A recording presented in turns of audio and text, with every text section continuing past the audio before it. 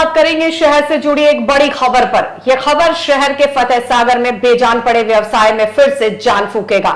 ये भी बताएंगे कि विंटर शेड्यूल लागू होने पर फ्लाइट को लेकर क्या कुछ बदलाव होने वाला है। साथ ही बात करेंगे कांच गिरने से हुई मजदूर की मौत के मामले में दूसरे दिन क्या कुछ हुआ। नमस्कार, मैं हूं भावना व्यास। आपने अभी तक हमारा चैनल सब्सक्राइब नहीं किया है तो कर लें, बेल आइकन जरूर दबाएं।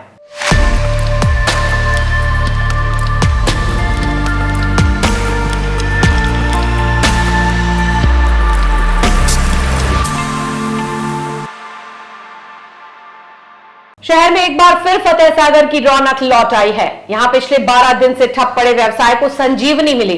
हालांकि इस पूरे मामले में यूआईटी की कार्यशैली पर सवालिया निशान खड़े हो रहे हैं, लेकिन फिर भी त्योहारों से पहले बोटिंग शुरू होने को व्यापारी सकारात्मक कदम बता रहे हैं। आपको बता दें कि फतेह सागर में 12 दिन पूर्व बोटिंग बंद करने के आदेश यूआईटी ने दिए थे।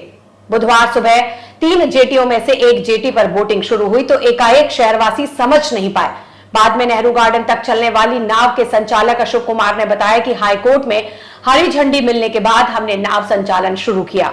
उन्होंने ये भी बताया कि कल सुनवाई के दौरान हाईकोर्ट ने यह भी कहा है कि टूरिज्म व शहर हित में यूआईटी को कमेटी बनाकर निर्णय लेने के आदेश दिए थे, लेकिन ऐसा नहीं करके नाव संचालन बंद कर दिया। इधर फतेह सागर पर नाव संचालन शुरू होने के बाद यूआईटी ने आदेश निकालकर हाईकोर्ट का हवाला देते हुए अगले आदेश आने तक बोटिंग शुरू करने की बात कही। इधर मुंबईया बाजार में भी काफी चहल पहल देखी गई। बोटिंग व्यवसाय से जुड़े व्यापार भी तेजी के साथ चल पड़े।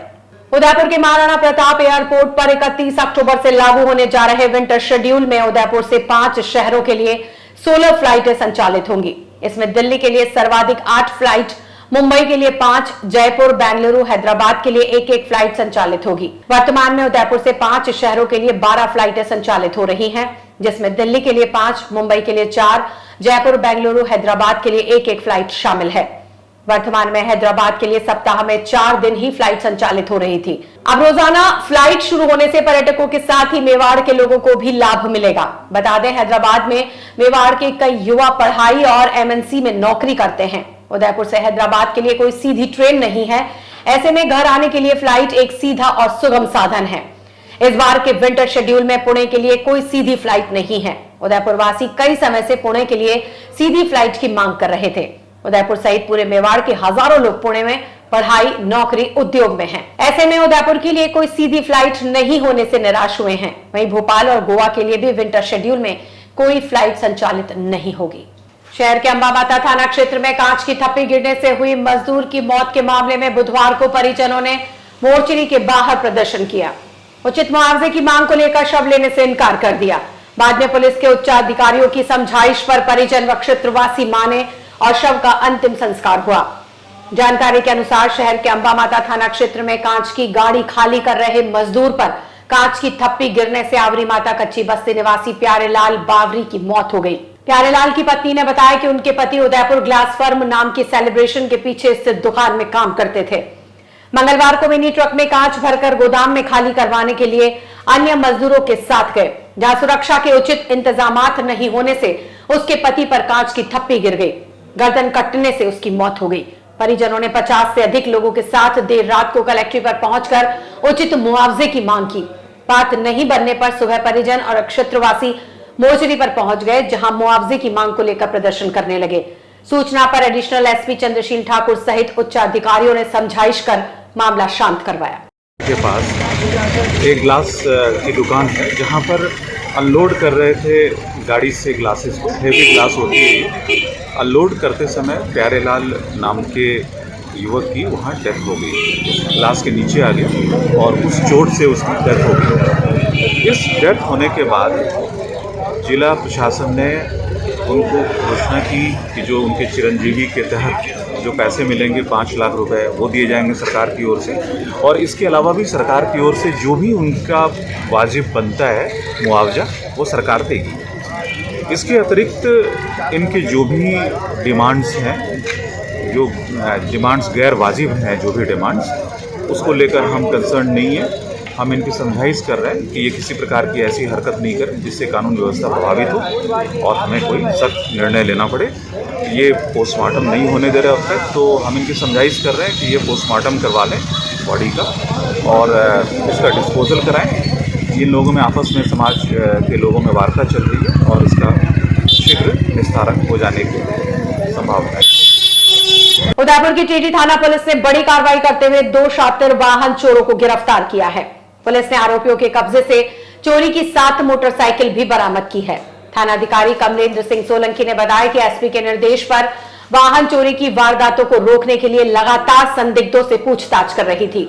इसी दौरान पुलिस ने सोमवार को बोरीकुआ क्षेत्र से एक व्यक्ति को डिटेन किया। पूछताछ में पप्पू उर्फ पवन मीणा ने अपने साथी दिनेश के साथ मिलकर टीडी, जावर माइंस और गोवर्धन विलास इलाके से वारदातें करना स्वीकार किया। पुलिस ने दोनों की निशानदेही पर 7 चोरी की मोटरसाइकिलें बरामद की है। यह सभी मोटरसाइकिल गोवर्धन विलास और जावर माइंस इलाके से चोरी हुई थी। आरोपी शातिर वाहन चोर पहले कुछ मिनट रेकी करते हैं और उसके बाद मौका पाकर कुछ मिनटों में वाहन चोरी कर ले जाते हैं। श्रमिक शिक्षा विकास बोर्ड, श्रम एवं रोजगार मंत्रालय, भारत सरकार और राष्ट्रीय घरेलू महिला श्रमिक संगठन उदयपुर राजस्थान के साझे में सबीना मठ उदयपुर में अल्पावधि प्रायोजित प्रशिक्षण कार्यक्रम का आयोजन हुआ। घरेलू महिला श्रमिक संगठन की सचिव लाली सालवी ने बताया कि कार्यक्रम के मुख्य अतिथि रीजनल डायरेक्टर पुनीत गौतम, विशिष्ट अतिथि कीर्ति रेखा भटनागर, सौरभ गुप्ता थे। इस दौरान सबीना मठ, सेक्टर 9 आदि जगहों की 70 से ज्यादा घरेलू कामगार महिलाओं ने भाग लिया, जिनको न्यूनतम वेतन राज्य सरकार एवं केंद्र सरकार की जन कल्याणकारी योजनाओं की जानकारी दी गई। शहर के भुवाना क्षेत्र में ITI भवन में चल रही दिव्य श्री राम कथा के 7वें दिन प्रभु श्री राम से हनुमान जी के मिलन का भाव विभोर कर देने वाला दृश्य जीवंत हुआ। मंच पर कलाकारों ने हनुमान चालीसा की चौपाइयों पर अति मनमोहक प्रस्तुतियां दी। इसमें हाथ में गदा लिए कलाकारों ने सुंदर नृत्य प्रस्तुत किया। इसके साथ ही इस नाटिका में हनुमान द्वारा संजीवनी बूटी लेने जाना, लक्ष्मण की मूर्छा दूर करना, हनुमान का बाल रूप और अंत में सीना चीरकर श्री राम और मां सीता के दर्शन कराए गए। बच्चों की इस प्रस्तुति को देखकर कथा पंडाल जय श्री राम, जय बजरंग बली के जयकारों से गूंज उठा। शहर के भुवाना स्थित सेलिब्रेशन मॉल से आगे गोलमाल बार एंड रेस्टोरेंट पर बियर कार्टन के पैसे मांगने पर नकली गन दिखाकर मारपीट का मामला सामने आया है। मारपीट करने वाले युवक का नाम योगेंद्र सिंह शेखावत बताया जा रहा है, जिसे सुखेर थाना पुलिस ने डिटेन कर पूछताछ शुरू की। पुलिस ने बताया कि शहर के सुखेर थाना क्षेत्र में स्थित गोलमाल रेस्टोरेंट में शराब का सेवन करने के बाद 3 युवकों ने उत्पात मचाते हुए वेटर के साथ मारपीट कर दी, साथ ही नकली गन दिखाकर वेटर को धमकाया। पूरी घटना वहां लगे सीसीटीवी कैमरे में कैद हो गई। इधर पुलिस ने तत्परता दिखाते हुए योगेंद्र नाम के युवक को हिरासत में ले लिया। सर, मैं अपने उदयपुर गोलमाल बार भुवाना में बार में काम करता हूं। कस्टमर आए थे, 3 कस्टमर थे, उन्होंने बियर मांगी थी, बियर दी एक। उसके बाद में एक और बियर मांगी तो बियर सर्व करने गया, तब उसने मेरे को बोला कि ये सामने उनके सामने पेटियाँ पड़ी थी दारू की और बियरों की, बोला इसमें से एक पेटी मेरी गाड़ी में रख दे। तो मैंने ऐसे बोला बियर की 180 प्राइस है, तो आप ये 12 बियर आती कार्टून में, तो 160 रुपये दे दो, रखवा दो। फिर मेरे को बोला तू मेरे को जानता नहीं है, मैं उदयपुर का हिस्ट्री सिस्टर हूँ, योगेंद्र सिंह शेखावत मेरा नाम है। और फिर बोला कि तेरे को चाटे मार दूंगा। मेरे को फिर पिस्तौल दिखाई ऐसे घुमा के टेबल पे, उसे वो पिस्तौल हम कैमरे में रिकॉर्ड हो गया था। उसके समय वो रिकॉर्डिंग कैमरा मैनेजर साहब को बोला कि इनके पास पिस्तौल है कस्टमर के पास।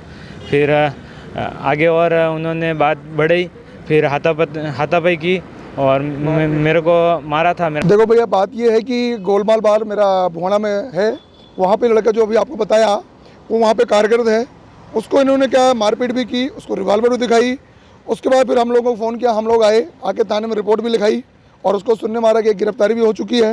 अब आगे की कार्रवाई पुलिस खुद करेगी। तो ये थे आज के समाचार। कल फिर मिलेंगे, तब तक के लिए नमस्कार।